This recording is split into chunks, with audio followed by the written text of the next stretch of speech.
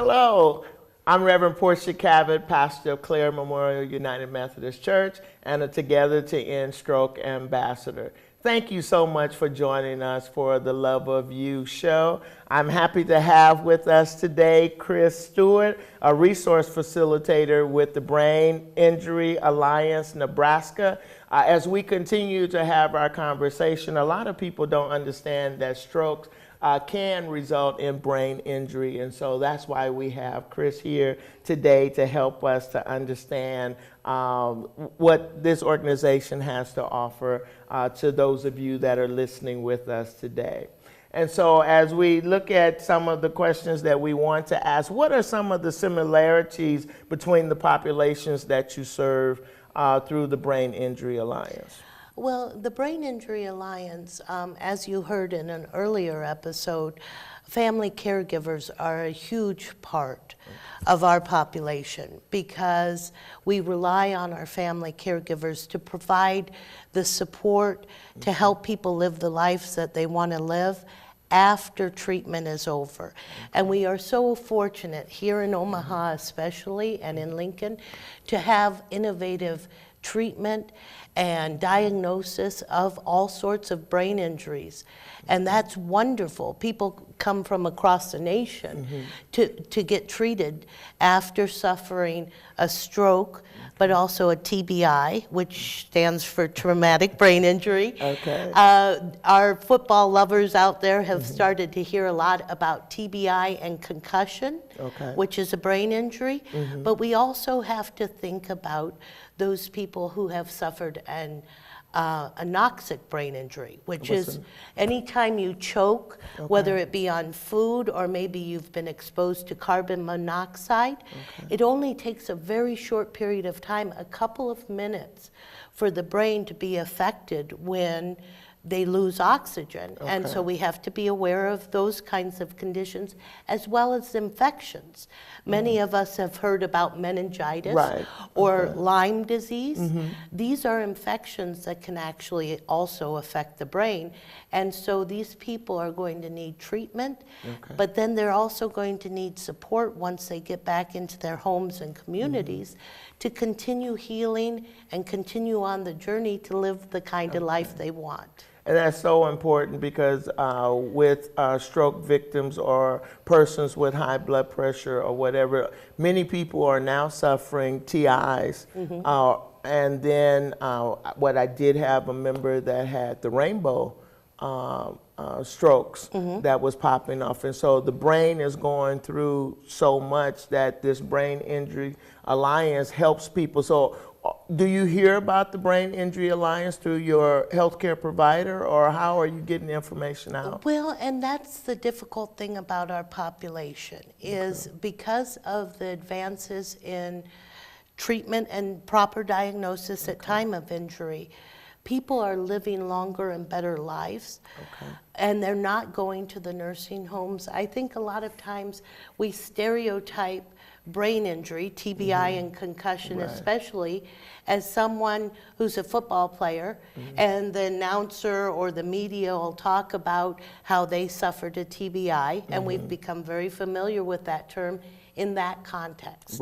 Or we think of people who have suffered massive strokes or people who have been in horrific car accidents and they end up living the rest of their lives in nursing homes because they're total care.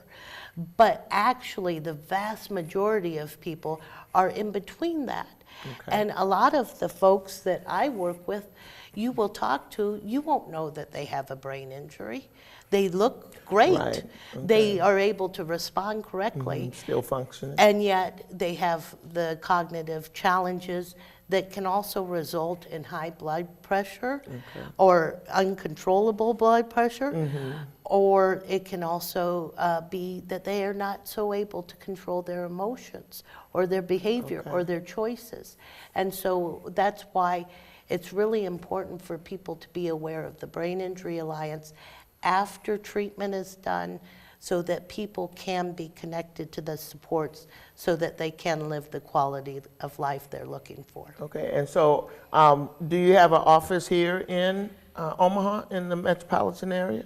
We are, we can use QLI, Okay. Quality Living, which is an amazing place. Again, Okay. people come in from all over the country to be treated after a spinal cord or brain injury at QLI and Madonna, and they're wonderful partners. But we are housed in our homes because we are reliant currently on grants and donations. And so all the money that we bring in goes towards the support of people in the community. Okay, so you are a totally organization that's advocating for persons that need help after suffering a brain injury. Right. I know that LB 642 is in the legislature right now. You want to talk about that, because we have to continue to get the information out and to help our senators to know that there are the average persons, that there are some laws that we need to pass and to move along to help people. Absolutely, absolutely. Because there again, in Omaha and Lincoln, we're very fortunate to have the experts. Unfortunately, in the rest of our state, being very rural, they might have to drive for hours to get the treatment. But also in Omaha and Lincoln, and this is similar with the family caregivers, we have lots of wonderful community resources, but we don't know about them. Right. And so we're living in a state of need when there are resources available, but we need the advocacy like you're talking about. LB 642 is to set up a trust fund so that we can establish a statewide brain injury network to help build those supports and increase awareness so that people can get the help so that they can get back to work and to their lives. Okay, so it's so important that we address every aspect of life as it relates to some brain injuries. And even though we're talking about it here when I'm focusing on strokes, but the fact that stroke is indeed a brain injury. So what are some of the challenges that family caregivers or individuals that have experienced a brain injury, what are some of those things that they go through? Well, most of the folks that we work with through the Brain Injury Alliance had experienced the actual brain injury, whether it be stroke, TBI, infection, 2 to 20 years before they initially called the Brain Injury Alliance.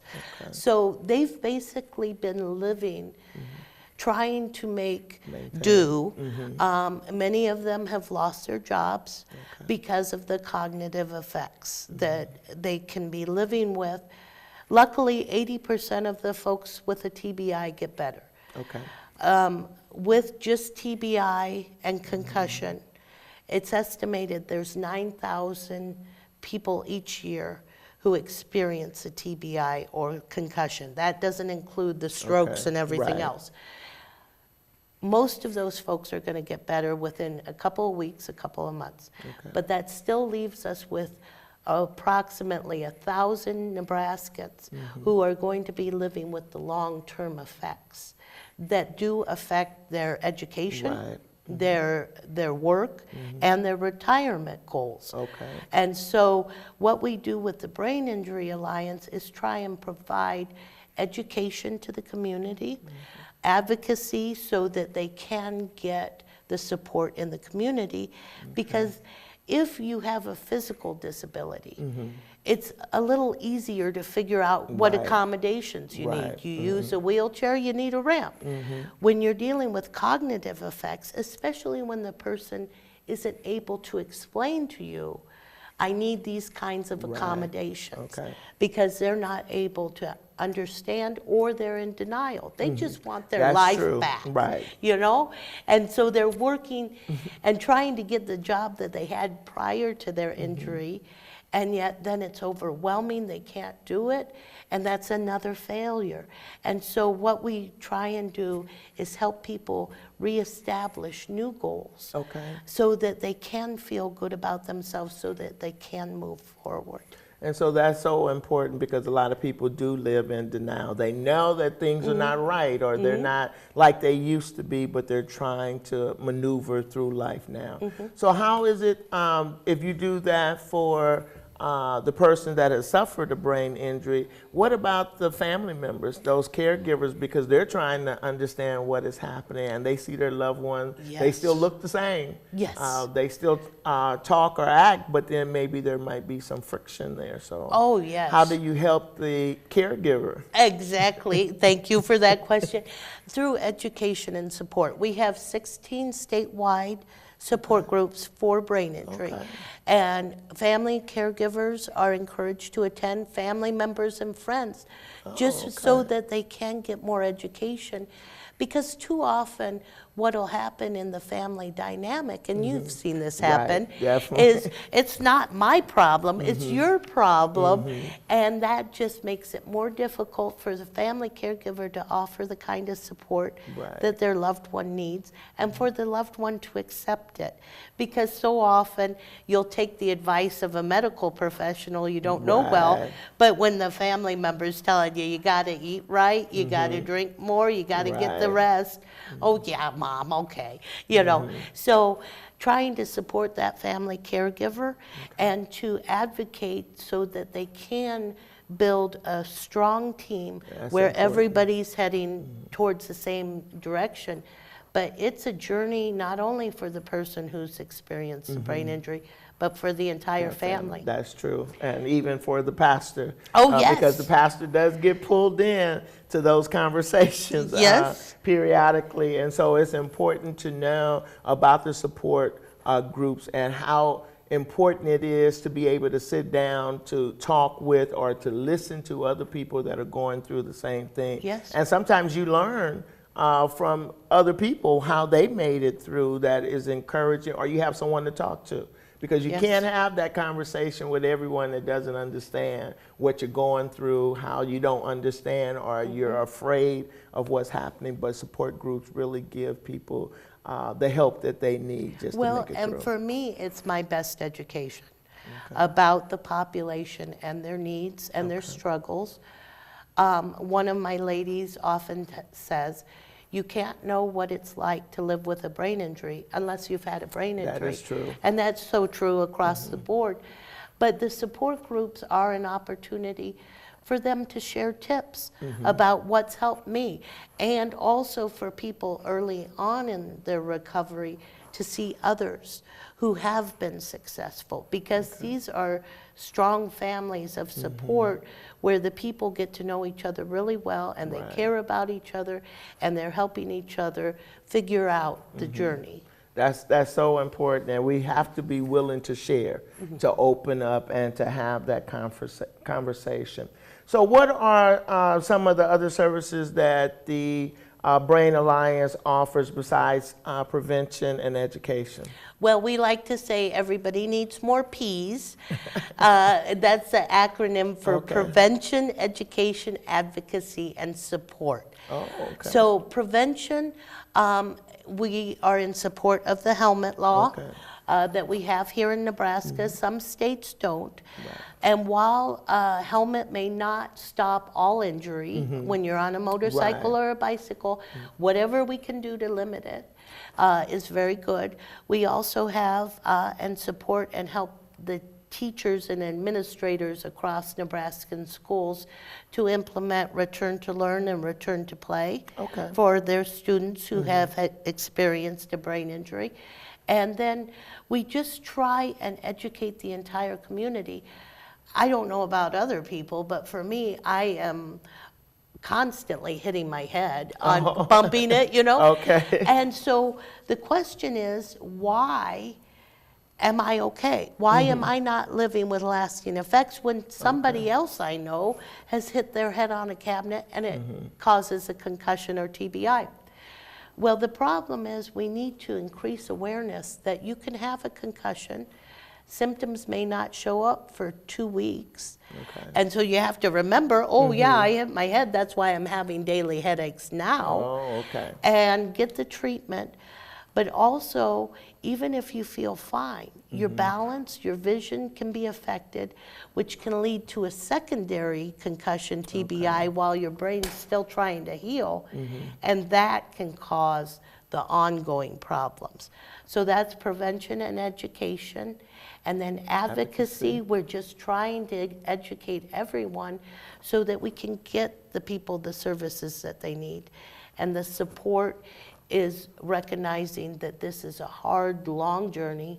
No matter how long it takes to heal, it's always too long. And so we need to be supporting our folks as they're going through it.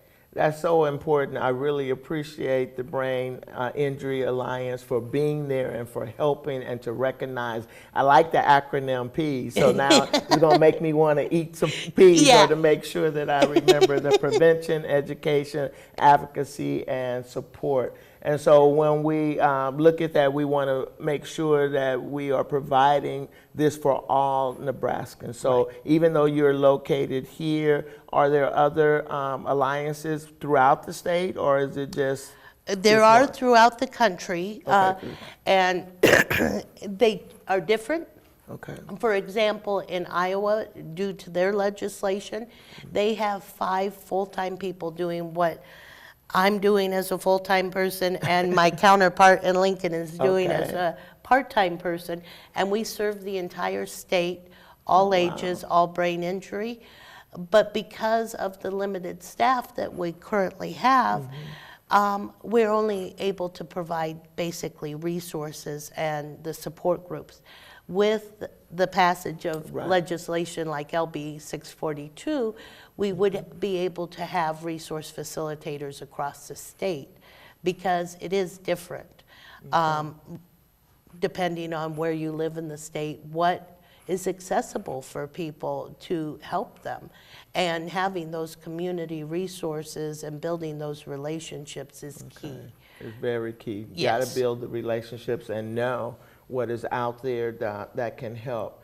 And so as we continue to look at this grassroots movement, I appreciate you serving all of Omaha and your counterpart in Lincoln for this part of Nebraska. That what is some of the other things that we can do as a community to help the Brain Injury Alliance? Well, I would suggest first and foremost to be very aware and become more aware, because people can have a concussion just by hitting their head, through a fall, through a car accident where they walk away and they seem fine. We need to be asking the question, how are you feeling weeks afterwards? Are you experiencing any headaches, any dizziness, any short-term memory loss? And then getting those people a diagnosis, an accurate diagnosis. Now, as you know, on a scan, on a lot of scans, concussion doesn't show up. And so we need to be advocating for our families, for our friends, to get the diagnosis, to get the treatment at the beginning. But then also just opening our hearts and being aware that the person is struggling with who they are and their thought process. And so we need to be patient. We need to ask them how we can be supportive of them and increase awareness across the board, because the tagline Brain Injury Alliance has taken on is a brain injury can happen to anyone, anywhere, at any time. And so we all can be affected by it, so we need to increase awareness. Okay, well, that's what we want to do, and we are trying to make sure that you are aware of the Brain Injury Alliance, as well as the respite care that we talked about in a previous show. Want to make sure that you are well equipped, that you are informed on what services are out here to help you along the way, because so many of us are living with conditions that we don't know. We're not sure where we can get help, or we really might not want to know. And sometimes it's best to get to know the information that will best suit your services or your needs as you continue to live your life. So please recognize and love yourself each and every day. I encourage you to give yourself a big hug and say that, yes, I'm okay, but then there might be something wrong and I need to seek out help. So see what can happen or what can help me along the way. So thank you so much, Chris, for coming and sharing and for educating us to know that we can do prevention. Want to also acknowledge and want to thank the different agencies that give helmets out to children, because our children, summer is coming, they're going to be on their bikes, those that love motorcycles, even just walking down the street. We recognize with the ice that we had that people had a lot of falls. They might break a bone, but then we don't always think about how it might affect if they hit their head or the swelling of the brain. So thank you so much. And for those that have had TIs or have suffered a stroke, this is a organization that can likewise help you to navigate through what you're going through. So thank you again for joining, for tuning in for the love of you. I'm Reverend Portia Cabot. Thank you.